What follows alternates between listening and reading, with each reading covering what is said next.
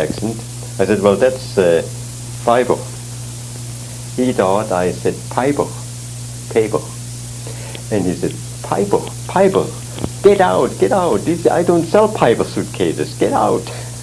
So anyway, that was the effect of the accent, German and American, as compared to Australian. His Piper suitcases didn't exist. He and I, of course, intended to say fiber, not Piper. Anyway, Sydney, there I went out to the zoo to look at the koala bears and the aquarium. Again, I saw their museum, which was very impressive. The big bridge was rather new, and everybody told me that that's something I really have to take a good look. Well, the ship was stuck right below it, so I couldn't help seeing it, and I even walked clear across it. So Sydney is a big city. We were there a few days, I think 2 or 3, so I really got around. They had good streetcars and buses, and I enjoyed going into their little pubs in the afternoon or have tea and crumpets. Sydney really was enjoyable. Nothing great or interesting happened. At night we had to be back aboard ship. At least I had to be, because we had to do a certain amount of work. And after a few days we went down to Melbourne. Again, a big city. But then it was the middle of winter there, and we had snow. One thing I remember about Melbourne, I saw that picture with Janet MacDonald, Rosemary. No, wait a minute, it wasn't Rosemary, it was the other one. Anyway, it was one of the best known Janet MacDonald and Nelson Eddy pictures. Melbourne, well, the seamen don't like it so much because it's you have to get there by going on a streetcar. They compared Melbourne with Los Angeles, where Sydney, being directly in the harbor, they compared to San Francisco. Everybody liked Sydney, nobody really liked Melbourne. But to me it was just another big city of no great interest. Then from Melbourne back to Sydney, picking up more passengers, picking up a lot of fresh material, fresh food, flour, stuff like that. And of course, every place we took on, down there we took on a lot of wool. Then back to Auckland, back to Suva, and another nice sightseeing tour. This time we stayed away from the same native village and went to another one. Really got a good look at the jungles. From there back to Samoa, Pengo. But now the American consul was afraid that too many of the seamen, if they had a chance, would miss boat, because they all like to just miss boat and stay a few days in Pengo, have a good time there, and actually the consul had to get rid of them. So when we came in, they said everybody is restricted to the ship, only passengers are allowed. Why? They claimed there was some sort of a disease aboard ship and we were quarantined.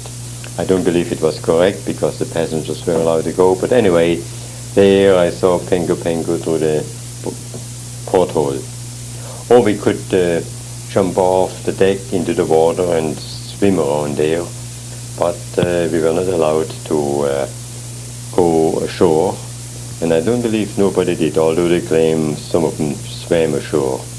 Well, I wasn't that interested in. Back to Honolulu, back to Waikiki, some more swimming, some more surfboarding, and back to San Francisco. They wanted me to sign on again. I never told anybody that I was a student, But I got paid off and told left a little note for the night bagel that I won't be back aboard ship, and went back over to Berkeley, where the landlady and her husband just were getting ready for a trip to Tahoe, and asked me to come along. Well, that was fine. I had a little money now, and a vacation of a week or so in Tahoe was just what I needed. So we went up to Tahoe, camping out there. I had a sleeping bag, and we spent some time up there until the old man Wright got the splendid idea, why don't we take a job for a day, earn a few dollars, then we rent a boat. All right, I went along. He got a job. It was pick and shovel work on a new water line on the Nevada side, right near the tunnel. Everybody knows Tahoe and knows that tunnel on the Nevada side. And there, with my soft hands, soft from working dough and cake and pastry, there I had the pick and a shovel, digging a trench for a water line. After about 4 hours, my hands were raw. After 6 hours, I could practically not work at all anymore. And when we got paid off, of course, we got paid off and told not to come back. Well, I expected it. But my hands were really in bad shape now. And when I couldn't even wash them, they were so sore. So that's kind of spoiled the fun up there, because I couldn't go swimming for the next 2 days. But I did rent a motorboat, and we went fishing, never caught anything. But we went fishing, went up to Fallen Leaf Lake, and I was getting tired of coming home without any fish.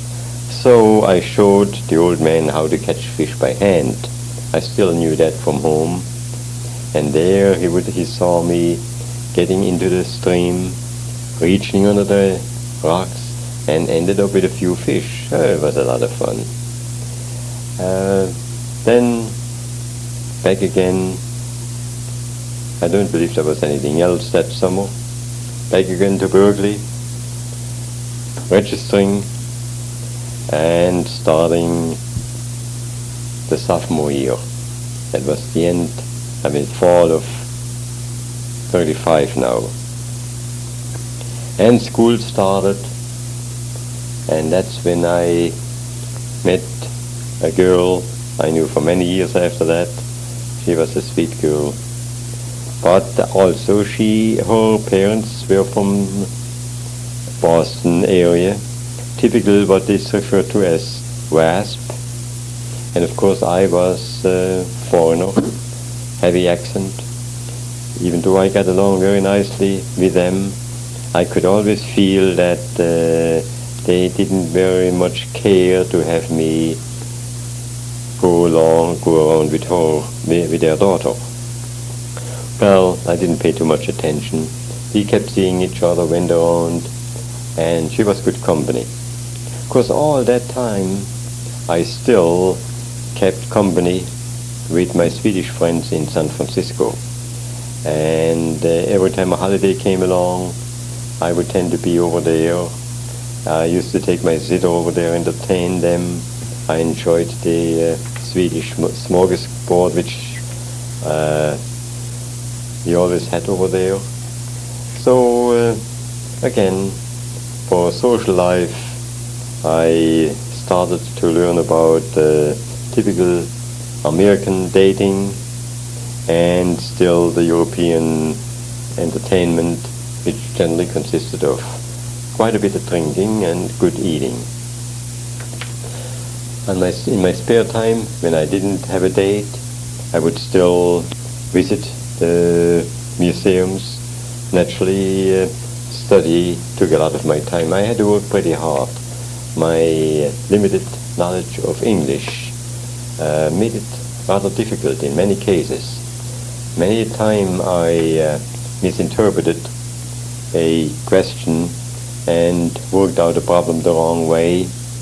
And I remember several times, one especially, where I had gotten a failing mark, went back to the instructor and told him how I interpreted the problem. He said, well, could possibly be interpreted, but you are the only one who did it that way. So you show me what the answer should be if you do it my way, and we'll see if you know the problem. So I worked it his way, and I got the right answer. So instead of 100, he gave me something like a 90, because he said, well, you had to take a second chance at it, so you can't expect everything. Well, I was happy. That was in civil engineering. At that time then, I took civil engineering 1A. They formed parties of 4 or 5, or four, usually E4 or 6. And then they paired 2 men to a project. And I was paired off with a Japanese fellow who really was a Brazilian but Japanese extraction. And his name was Ed Kuroishi. I will talk about him later. Anyway, that was civil engineering 1A. So we did our surveying in back of Bowles Hall and below the Big C in Berkeley, an area which I came to know thoroughly for many, many years after this. School again, nothing exciting happened. It was a lot of work. In the boarding house. We are this year now because we had good bread and lots of food, not the best quality, but lots of it. And Sunday morning we had invariably donuts. I started getting up at 4 o'clock and make donuts, and for breakfast the fellows had coffee and donuts and an egg, and this of course attracted many, many students. We had up to about 250 that year. My boss, Mrs. Wright, made a lot of money, and she paid me quite well. No problem there. It was a good time. On and off, I even got a job as an upholsterer. There was a lady living up there on Vincennes Avenue near the Claremont Hotel, and she looked for an upholsterer. I got a job through the Bureau of Occupation. Did quite a bit of upholstery work for her. It was interesting. She fed me very well for lunch, paid me quite well. As far as money is concerned, I was quite well off. I had more money than I could spend. Whenever I came back from a ship, of course, I had all my money saved. It was all cash. It cost only about $26 a semester for general fees at the university, and the books never amounted to more than $20 or $30. Invariably I had to buy some clothes, but a few $100s really went a long ways in those days. It always left me a little money to go to opera. I still like opera, or a concert. It was a depression for many people. For me, I had it as good as ever. I was very, very fortunate. And of course, the one reason why everything worked out so easy, I only had to look out for myself. Had no responsibilities. My sister had a job in New York, and we owed each other. But I didn't have to worry about her, she didn't have to worry about me. We both did quite well, saved our money. No matter how little we earned, we always saved some. And both she and I, we did quite well. We held our own. So even while going to college, I managed to save a few pennies, enough so I could go out and enjoy myself.